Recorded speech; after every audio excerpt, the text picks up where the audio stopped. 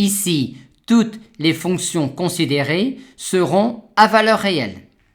Et on s'intéresse à cette équation différentielle linéaire, scalaire d'ordre 2, résolue sur l'intervalle i, son second membre et à coefficient variable. On note alors φ1, φ2, une base du R espace vectoriel des solutions de l'équation différentielle sur I. On rappelle que pour une équation différentielle linéaire scalaire d'ordre 2, résolue sur un intervalle I et son second membre, on peut créer un isomorphisme entre le R espace vectoriel des solutions de l'équation différentielle et les solutions d'un système différentiel linéaire du premier ordre, où A de t est une matrice de 2 dans lesquelles comme coefficients interviennent B et C. Et la correspondance s'effectue en associant à une solution de cette équation différentielle-là, cette solution-là de ce système différentiel-là.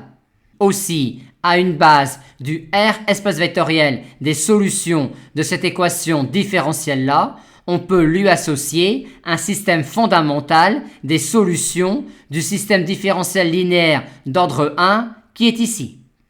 Et on appelle alors Wronskien de la famille φ1, φ2 le Wronskien de ce système fondamental-là de solutions de ce système différentiel-là, à savoir la fonction qui a un réel t de i lui associe ce déterminant-là.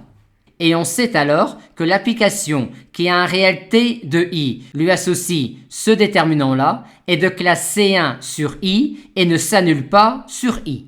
Par conséquent, ce déterminant-là garde un signe constant sur i et ne s'annule pas sur i.